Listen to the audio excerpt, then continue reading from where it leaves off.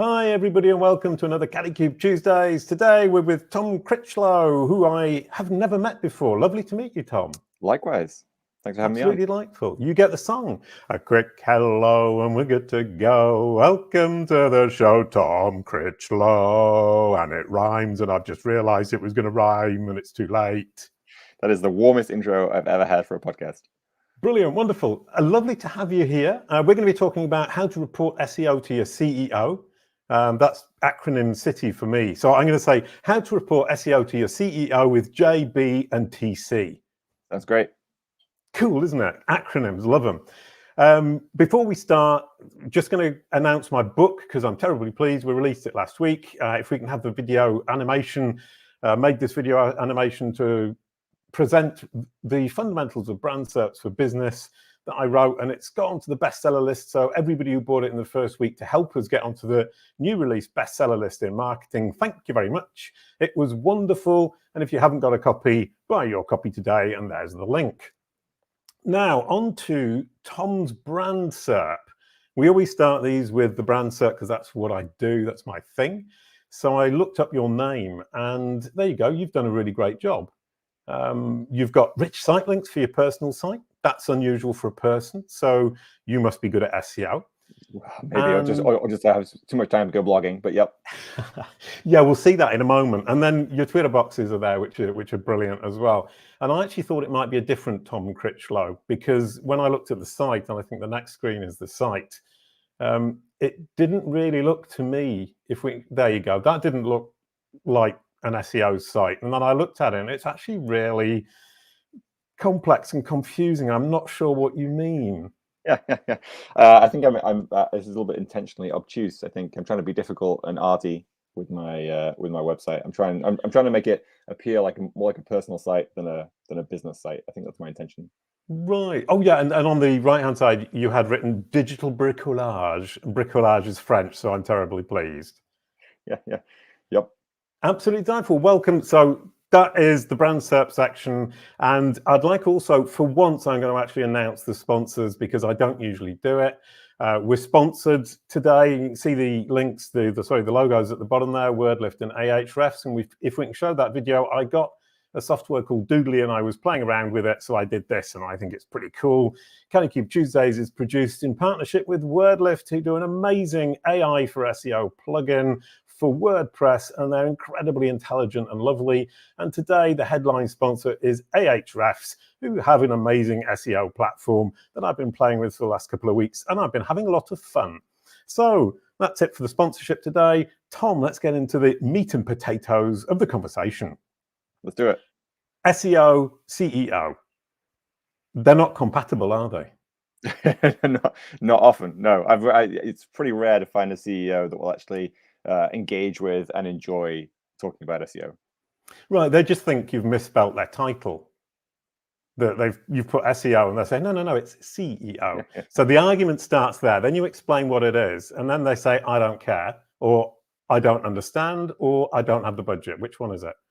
All of the above. I think also there's a healthy skepticism. There's also another one, which is just I don't believe you, right. Which I think is interesting. I think a lot of SEO folks spend time thinking that organic traffic is the be all and end all, and that they control this kind of huge piece of the business. And in actual fact, a lot of CEOs, I think, have this kind of sneaking suspicion that if they just didn't do any SEO, Google would figure it out for themselves. Right. And honestly, they're not necessarily that far wrong, right? I think, especially in a larger kind of corporate setting, I think it's always the SEO team's job to justify their own existence. And by that, it isn't to say, look how much organic traffic we get, but more to the point is like, what portion of that organic traffic are we actually impacting, right? Right. A large portion of it is just brand search. It's traffic you're going to get anyway, right? Yeah. Oh, my favorite, brand search. I love that. That's what I'm all about. And SEO say we don't care about that, but I think we should care about it. I think it's phenomenally important. But let's backtrack a little bit. You said lots of traffic. Doesn't the CEO just say, but that's outside in the street? Isn't that the first thing you need to do is explain the vocabulary to them? Oh, yeah, sure. I mean, vocabulary is a huge thing, and even getting beyond traffic to revenue also, right? I mean, that's the ultimate goal, is to talk about SEO in a way that actually the business can care about, rather than assuming that people care about the website, assuming that people care about traffic, assuming that people care about rankings. There's a lot of assumptions there when, especially in a company that isn't just purely digital. You've really got to work hard to say, not only does the website matter, not only does traffic matter, what we're really getting towards is revenue, right? That's the language that the CEO speaks. And isn't that kind of one of the things that SEOs are really not very good at, is mapping their SEO performance to the revenue, which would be what would convince the CEO. I mean, I know I was always rubbish at it. I was saying, why do you want to make money? You're top of Google. Isn't that fun? And they go, no, it's not fun. Where's the money? I think there's also we spend, as SEO professionals, we spend so much time kind of directly seeing that link between rankings and traffic, that to us, they become kind of synonymous. We're like, well, if only we could rank for this keyword, right? And that becomes important to us because we can see the link between ranking for that keyword and revenue, leads, whatever it is. But that isn't always necessarily obvious for the executive team, right? I think you really got to spell it out. And further, you really got to try and justify and to say, well, it's not just traffic, but how much revenue, right? I don't really care about the number of visitors, right? There's tons of ways to get traffic. Not all traffic is made equal, right? Traffic to our blog might not convert as well as traffic to our product pages. Traffic to our product pages might convert better than homepage, whatever it might be. So it's really important to just to get to revenue, right? As Hans mentioned there, it's revenue is really the bottom line. Now, I think what's also true, however, is that it's easy to say drive to revenue. In many environments, that's quite hard to do, right? And requires a little bit of assumptions and back of the envelope work or kind of modeling to be able to say, actually, we don't know exactly how much revenue we get from this traffic, but we're going to make some assumptions about average order value or lifetime value or the value of a lead, whatever it might be. You have to do a little bit of work to be able to do that calculation that says this much traffic is going to turn into that much revenue. But if you don't do that, no one's going to care. Right. Yeah. No, sorry, I'm interrupting there. But one of my big questions is you start kind of modeling and making assumptions and trying to figure out how you can actually calculate it. And so how do you explain, or do you explain to the CEO the quirks and the assumptions you've made within your system and say, basically, we're making the numbers up, but we're making them up on some kind of data? Yeah. Is it worth explaining? Because I find they just get more and more confused the more I explain it. So the trick is not to make it overly complex. One of my favorite expressions is that all models are wrong, but some are useful. And I think that's a really good working assumption, which is when you're trying to do revenue modeling, revenue forecasting, that kind of work, you have to create a model that is simple enough that you can walk somebody through it in a couple of minutes in a spreadsheet, right? By the time you start getting to say, well, the first half of the year, we're going to add in these assumptions, then we're going to layer on top seasonality, and then actually we've got some assumptions here, and I'm going to downweight this month for a particular reason here, and I'm going to layer on top this like regression analysis I did with the SERPs. You can't explain that to anyone, right? At that point, what you're basically saying is, I have a magic box, and my magic box is says this number, right? And so what you really need to do is you need to create a model which is hopefully still accurate or has some bearing on reality, but is explainable, right? If the model is not explainable, it doesn't work. And so especially when you get up to the senior levels of business, you really need to be able to be kind of working on 2 or 3 assumptions at most, to be able to say, these are the assumptions we're making. Based on those assumptions, this is the revenue that we're going to generate. I mean, because the other problem is, not only does the CEO not necessarily understand what you're talking about, they don't care about the assumptions you've made, and they don't have the time to sit and listen to you. They just want 3 slide presentations, 3 slides to explain it to them, and just go, okay, that's where we're going. Now let's go there. Right. And just quickly, we make knowledge nuggets from these. We cut out small clips. And just to the team at Kalicube, that was a knowledge nugget that Tom just said, starting with that quote. So please do now answer the question. Yeah, well, and I was just going to say that the other downside to having an overly complex model, even if the CEO does trust you, is that you're not actually basing your model on assumptions, right? So the problem is, if it's overly complex, even if the CEO says, okay, I believe you, I believe that number, in 3 months' time, if you don't hit that number, they say, well, you said we were going to get that number. Right. And what you really want is you want to have an agreed set of assumptions, so you can go back and say, okay, well, yes, I said we were going to hit that number because I assumed that we were going to roll out this new site template and we were going to launch 20 pieces of content and we were going to get X, Y, and Z, right? And so then you can go back to the assumptions and say, well, we only launched 10 pieces of content for whatever reason, or the site rollout is delayed for whatever reason, right? You have this kind of explainability power, right? And if you don't have the assumptions articulated and agreed upon, then you don't have that explainability. Instead, your neck is just on the line for the number, right? That final number is the only thing that they'll see and they'll care about. And so it's really important to make sure that your model is explainable and you have these assumptions kind of agreed upon and legible, so that you can have a communication, a dialogue, you have a negotiation, right? Rather than, again, just having this kind of number pulled out of thin air. No, I love this because I've already made both those mistakes. I've over-explained it went wrong, and then I under-explained it went wrong in exactly the way you just described. So I should have talked to you 10 years ago. Yeah. Well, I'm not sure I knew about this 10 years ago. So, yeah.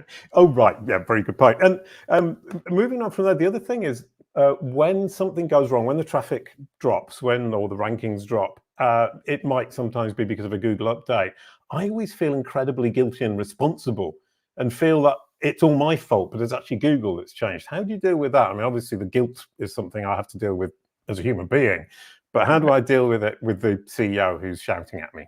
I think a lot of it starts with education, and it starts with getting out in front of the update, right? So I think one of the things that's really important is understanding the kind of the knowledge level of the various executives and stakeholders that you're going to be working with, which could have a wide range, right? Some people might be very knowledgeable, have strong opinions. Some others might know almost nothing about how SEO works.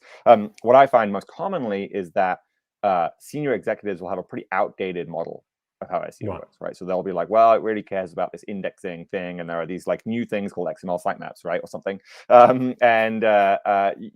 What's really important, especially in some of the kind of very volatile industries like your money or your life verticals, right? Things like health, things like finance, where we see huge swings, right? An algorithm update can take a site, 2x, right, or 50%, right?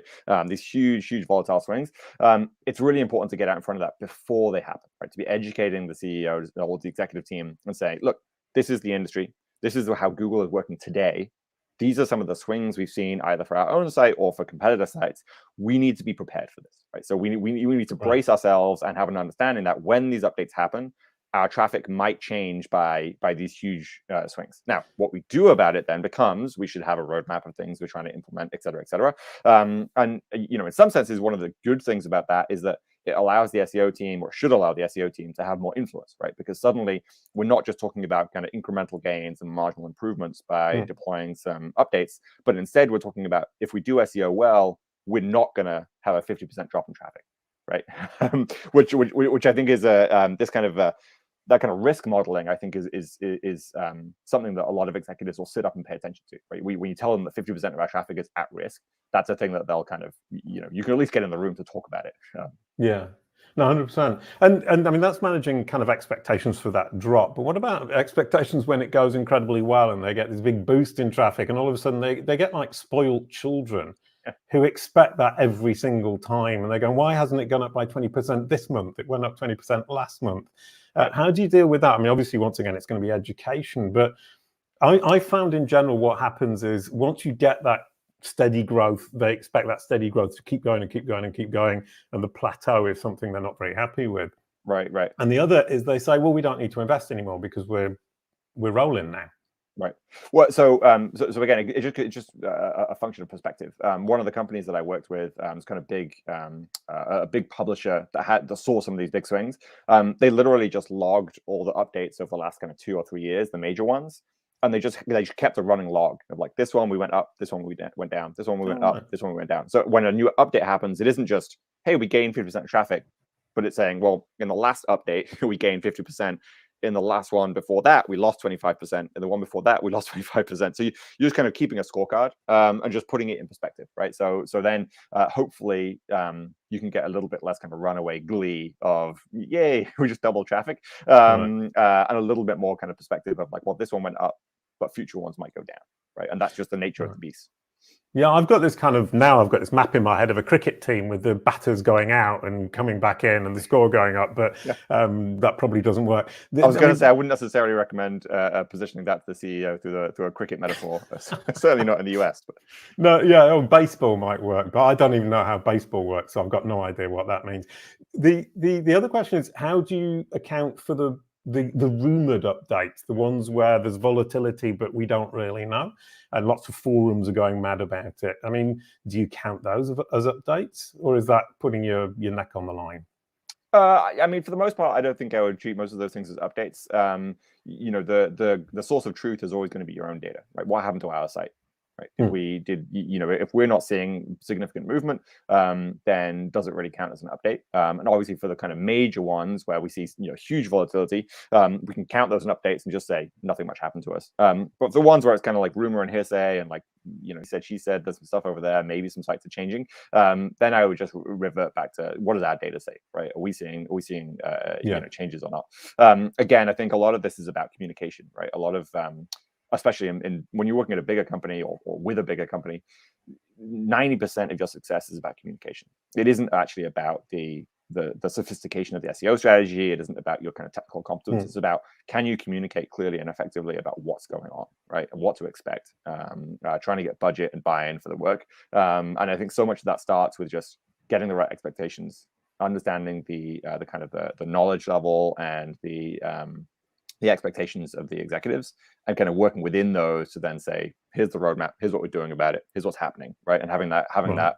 constant communication without reverting back to acronyms and kind of SEO jargon and some of the things that we don't care about, like rankings and so on. It's like, it's fine, we can report on those, but they're not really what the business cares about. What we need to be positioning on is this kind of regular cadence of communication, specifically around what people are going to care about, which is ultimately revenue.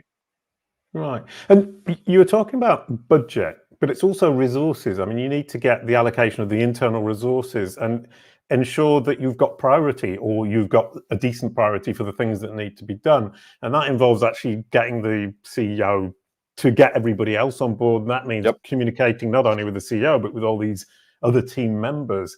I have done that successfully a couple of times, but it's really difficult in my experience. Maybe I'm just not very good at it. No, it is hard. I mean, well, and the first thing to embrace and recognize is that this is hard for every team. Right? The CEO's job is to say no. Right? Oh. The CEO's job is to say, no, we're not doing that. We're staying focused. No, we're not doing that. We're staying focused. We have our priorities. We have our projects. I'm not doing that. Right. And that's true whether it's the product team, the marketing team, the design team, the SEO team, whatever team it is. We have to articulate and prove our value, right? And getting budget and buy-in is a thing which is hard to get and happens on a kind of slow time scale. Often companies, again, bigger companies will do this kind of annual planning, like a yearly basis. So the trick, I think, is to not only focus on what the business cares about, which is revenue, but also focus on the right time scale the business cares about, right? When I think one of the big mistakes that SEOs make is, because all of the tools that we use spit out data on a monthly basis, we often report data on a monthly basis. We're like, look at this keyword, look at this page. It can generate 5,000 searches a month, or $3,000 a month, right?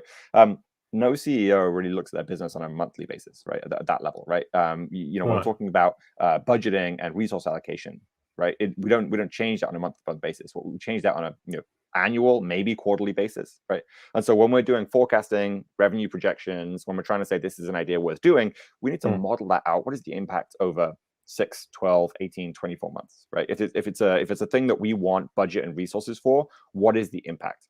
And again, when you look at especially some of the kind of more foundational SEO work, it doesn't change very often, right? We're dealing with things where if you fix this, it's going to stay in place for 2 years, right? Maybe plus, right? So why not model the revenue benefit over 2 years, right? And I think that again, we get stuck sometimes trying to do this calculation of like, well, can we show that a better XML sitemap is really going to return revenue next month? It's like, well, maybe not. That timescale looks a little weird. But if we really zoom out, then maybe the answer is yes, right? Like a small percentage improvement, but that sticks for a long period of time, is worth doing. Right, and the other good thing about saying, oh, it'll stick for a long period of time is presumably then you're starting to convince the CEO to give budget for a long period of time and give you time. And that's another of the kind of problems is getting that time or being accorded that time so that you can actually do all the things that need to be done. Generally speaking, and once again, in my terrible experience, is things move forwards more slowly often than we plan for. And having that comfort of time is incredibly important. So, I mean, getting the CEO to buy in that you're going to be around for a long time, especially as what do you call it, an external provider of services, is really difficult. Are there any particular tips and tricks? I guess there's two things in particular that I'd say. One is, again, it comes back to communication. So especially in big companies, there's a lot of work that happens before something even goes live. Right. And it's really important for us to have a perspective that isn't just, well, it's not live yet. Right. So when the CEO says, hey, where are we at with that project? You can't just say it's not live. Right? What we need is, where are we at with that project? Oh, it's great. We've already passed the following 5 milestones. Right. We did the design sprint. We got the wireframes done. We've done the keyword research. It's in development. Right. QA is happening next. Right. Like you want to be able to show momentum even before it goes live, right? So it's really important to have these kind of articulated milestones. Even better if you can articulate those milestones at the beginning to kind of level set expectations, say that we are going to have the following milestones, right? We're going to hit these things and then it will go live so that everyone's agreed. Again, it comes back to communication. So that's one thing is just making sure that we don't get our budget taken away from us or our project deprioritized by not being able to show that we're on track, right? So those milestones are important. The other thing is, and I find this specifically as an independent consultant myself, is don't be afraid to do the grunt work, right? I see a lot of folks struggle with this as they kind of make this transition from more junior to more senior. There's this frustration that you only want to be doing strategy work, right? I'm like, I only want to do strategy work. I don't want to do the details anymore, right? I'm too big for that. I'm too fancy for that, right? I'm too expensive for that, whatever it might be. And in my experience, it's always worth doing the thing that is going to move the chains forward. Right, that's to use an American football analogy. It's always worth doing the thing that just keeps the project moving and keeps that momentum going, even if that is as simple as basic as keyword research or auditing and analytics setup or whatever it might be. Right, and in my experience, it doesn't really matter how much you're getting paid or how senior you are. If you're keeping the project moving, that is the most valuable thing that you can be doing. Right. And so I kind of try and unlink this, the strategy is not the only valuable thing to be doing. Right. Sometimes the most valuable thing is just momentum, right? Keeping things moving. And so, I think when we talk about having a long-term engagement, sticking around long enough to see these changes through, it comes back to how do you define these milestones? And then how do you be useful throughout the project? Right. How do you just keep moving that project forward, doing the things that need doing so that you can unblock teams or, provide clarity, whatever it might be. And I mean, a lot of this just sounds now like the incredibly over-enthusiastic high school student who organizes the prom and comes in every day being incredibly cheerful, telling everybody what we managed to achieve and where we need to go. Do you find that you have to be eternally bouncy and cheerful and positive-minded? I actually wrote a blog post called"Optimism as an Operating System," specifically about how to be, personally, my default mode of operating is optimism, right? And it is that positivity, which is, yes, we can do this. Yes, it needs to be done. How are we going to do it? What are the next steps, et cetera, et cetera. I think more so than being kind of bouncy and extroverted, I think the right model is just to be seen as, when a company brings you in, you're trying to do things the company hasn't been able to do on their own, right? And so you have to have a recognition that these things are new, maybe uncomfortable, right? Maybe they haven't done them before. They haven't got a process for it. They don't have a good kind of mental model for how long it should take. So I think over communicating on these things of this is how the project is going to work. These are the things we need to do. This is how long it's going to take. This is the process we're going to follow. This is how we'll know if we're doing it right. This is how we'll know if we're doing it wrong. Here are the ways that it might go wrong. And kind of having that communication and clarity so that the company you're working with can feel like somebody is in charge and that this is kind of going as planned, right? I think that's the most important thing, and this kind of comes back to this idea again. When you get in the boardroom with an executive team, you want to give them clarity, not confusion, And I think a lot of SEOs shoot themselves in the foot by, yes, using acronyms and jargon and kind of getting lost in the weeds of the SEO, rather than providing clarity and saying, what we need to do is the following 3 things, right? And there's going to be project A, project B, and project C, right? And I think that it's our job as, even if you're working in-house agency, consultant, however you're working, it's your job to provide clarity about what we should be doing, not confusion, right? Not about SEO is 100 different ranking factors, right? It's like, well, okay, technically yes, but that's not helpful. You don't want to tell the CEO that. You want to say SEO for us in our industry for this website is the following 3 things, right? That's the kind of clarity that you want to bring to the table. Right. Yeah. Simplify it down, make it. And you said 3 things. That's one of a friend of mine who's a teacher at high school for the Americans, sixth form for the British amongst us, and I don't know what it would be called in Australia. But he said that he gets really great results with his sixth formers because he does everything in 3s. And basically, if he's only got 2, he adds a 3rd one, even if it doesn't really matter.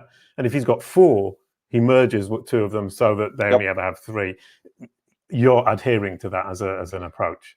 Yes, and there's actually a framework for this. So there's a book called The Pyramid Principle by Barbara Minto, who is an ex-McKinsey consultant. And there's a whole framework in there about clear communications, and specifically in kind of a business setting, specifically with senior executives. And the pyramid literally says, start with the most important thing at the top, right? What are we trying to do? What are we going to get? And then layer down in groups of 3. So you say, right, well, there's 3 initiatives. Each of those initiatives can have 3 sub-initiatives. Each of those things can have 3 data points or 3 pieces of evidence, whatever it might be.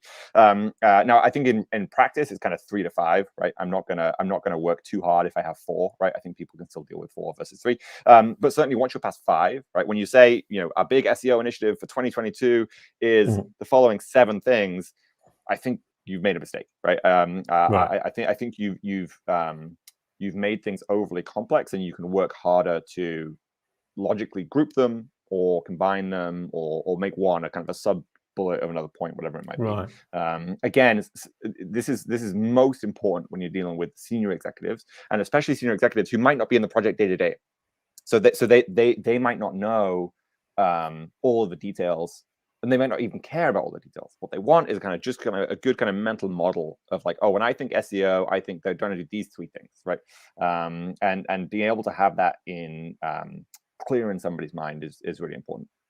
Right. Yeah, absolutely. And that kind of thing is the CEO needs to be thinking about just the big picture and not getting into the weeds and the details. But the other thing is that pyramid, if you've got 1, then 3, and then 3 3s, that's presumably, what is it, cubed? That's like the chess game thing with the gold, is that by the time you've got down 5 levels, there aren't any atoms in the universe anymore. Yeah.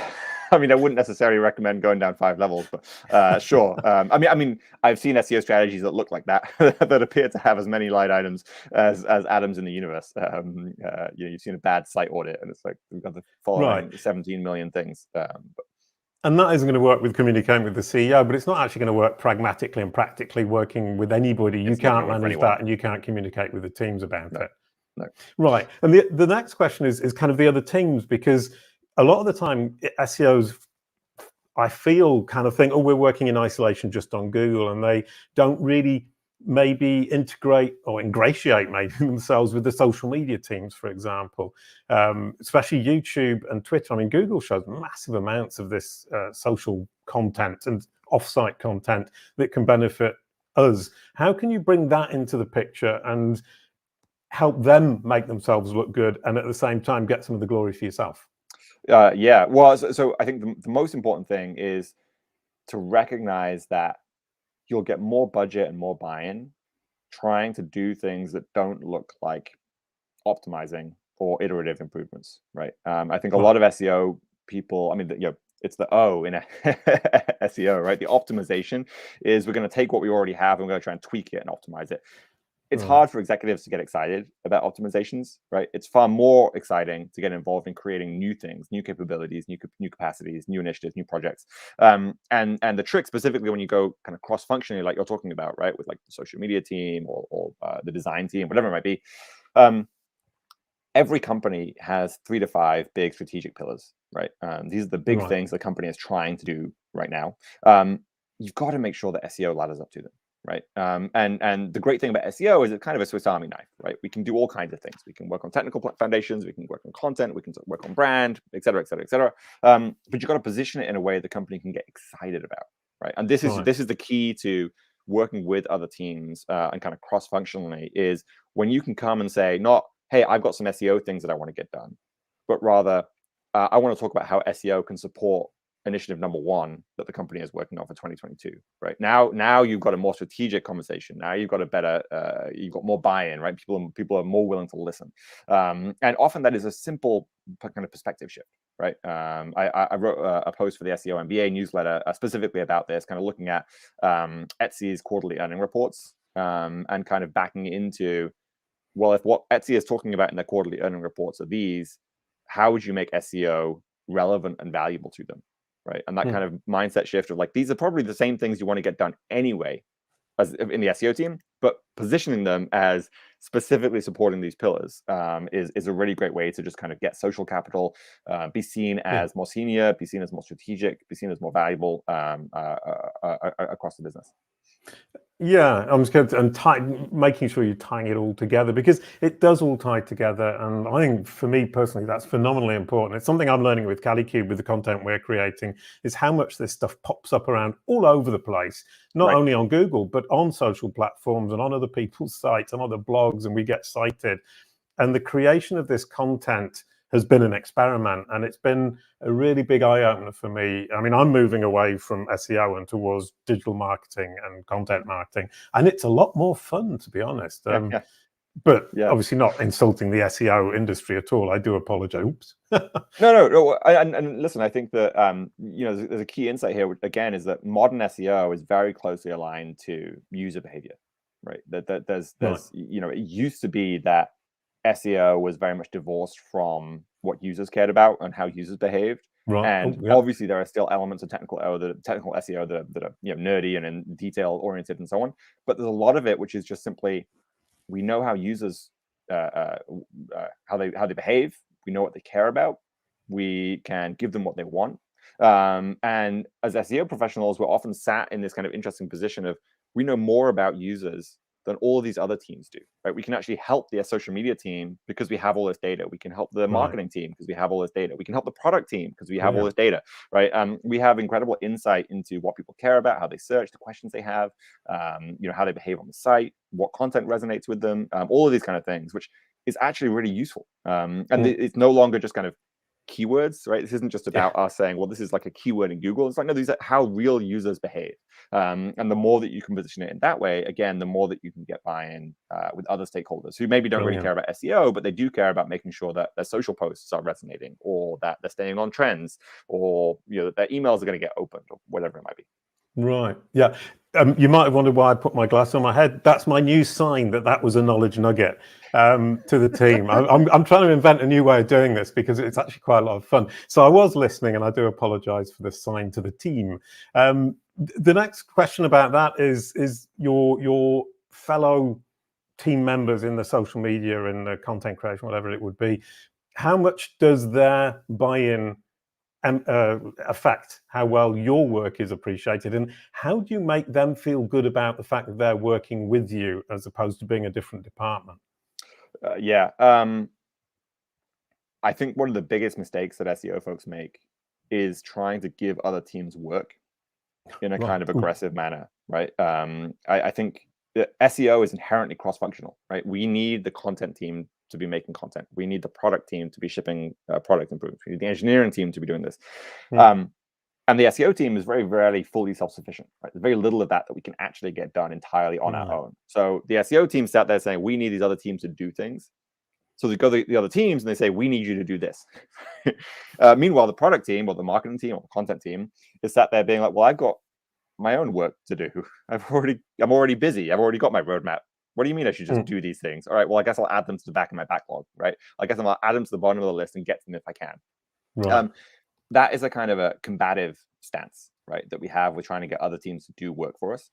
The flip side of that, and what I encourage folks to do, is think of this in a kind of a different way, which is that as SEO professionals, because SEO is cross-functional, we're sat in this unique position where we can actually get more budget for the content team we can actually get more resources for the product team, right? We can actually help advocate for their bandwidth, right? To be able to take on more of our work.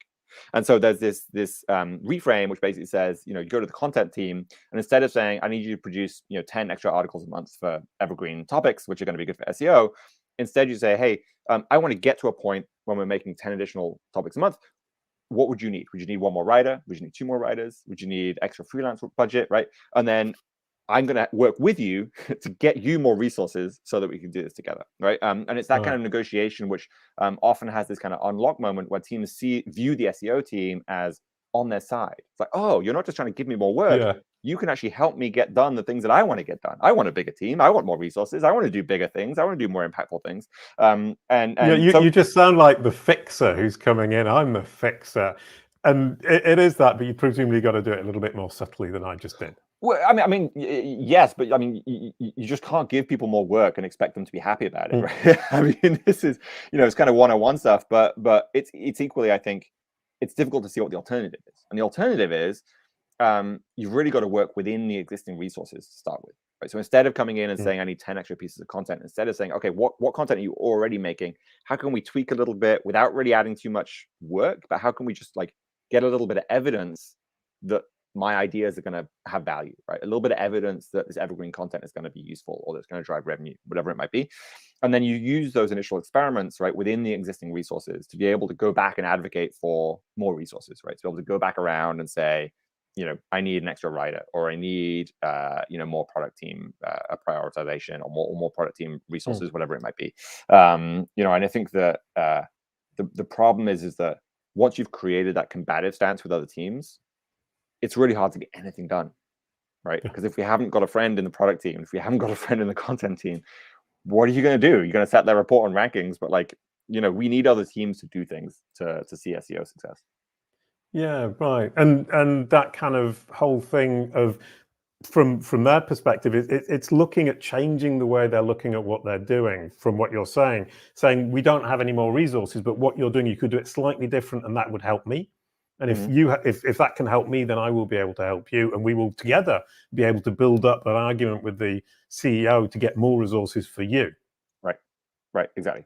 Oh, I've been listening, Tom. I've been paying attention. I'm terribly pleased with myself. And what happens as well from that perspective is kind of at the quarterly meeting, and you haven't met your targets, and some things haven't been done.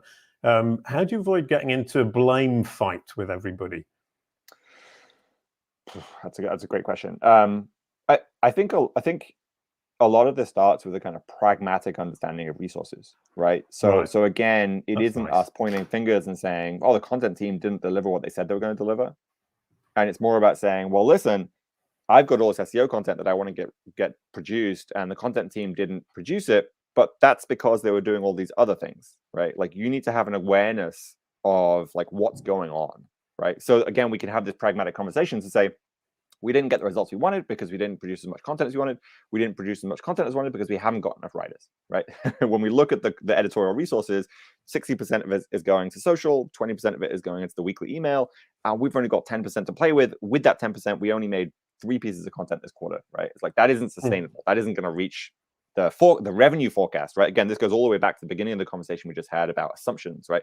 When we said we were going to meet these revenue targets, that was because we said we could produce this much content, and because we needed this much, resources. Now, we didn't get that resources, so we didn't produce that content, so we didn't hit the revenue target, right? So it's this explainability power, right? Which again, you need that more kind of objective kind of view of things.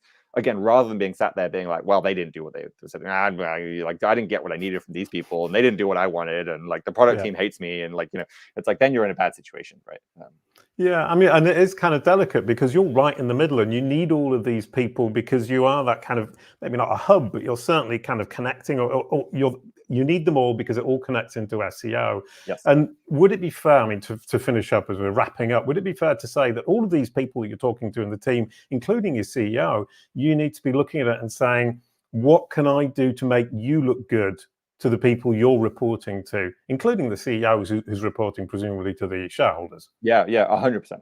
100%. I mean, this idea that SEO is kind of stuck in the middle of all these different disciplines is why I think consulting skills and communication are so important, right? Right. I mean, this is the fundamental thesis for the SEO MBA and the course that I made, and kind of the whole reason for existing is that it doesn't matter whether you're working as a consultant or an agency or in-house. Your role is consultative, right? You are trying to get other people to do things for you. You're trying to work within a limited resource environment, and communication is incredibly important. And you know, I think the problem is that if you do that wrong, and you become kind of ostracized or marginalized inside an organization, it's incredibly hard to recover, right? Once the CEO has seen you a certain way, or once you've pissed off the product team, or once the content team has got annoyed with you, it's really hard to recover from that position, right? And actually get things done. I love that as a conclusion, maybe bar the rather negative end side of it. But, you know, we have a central position and we have a role to play, and we can actually help all of these people to help us, but also help them to move forwards with what they're trying to achieve. Thank you so much, Tom. That was absolutely delightful and terribly informative. Thank you, Jason. And thank you, everyone, for listening and watching, in fact, and listening if you're on the podcast. We're going to announce next week now. And next week we have Joseph J. Sherman, Effective Media Cadence for PR. That's going to be really, really interesting. He's a delightful chap, and I'm really looking forward to that. And Tom, could you pass the baton, please? Yeah, I'm really excited to listen to this episode with Joseph. PR is not something I'm an expert in, so I'm really excited to kind of listen in and get some tips from Joseph. Brilliant stuff. I'm really into PR, having moved away from SEO and towards brand SERPs and brand. PR is phenomenally important, especially for knowledge panels. That's my favorite topic of the day, of the year, and of probably the decade. Thank you, everyone, for watching. A quick goodbye to end the show. Thank you, Tom. Thanks for having me on, Jason. Enjoyed it. Brilliant. Oh, and the book's out. Oh, Anton, thank you for putting that up. I keep forgetting to tell everybody about the #1 best-selling new release in marketing on Amazon this week, The Fundamentals of Brand Search for Business. This sounds like a terrible, terrible, terrible advert, but buy your copy today. Here's the link to do it.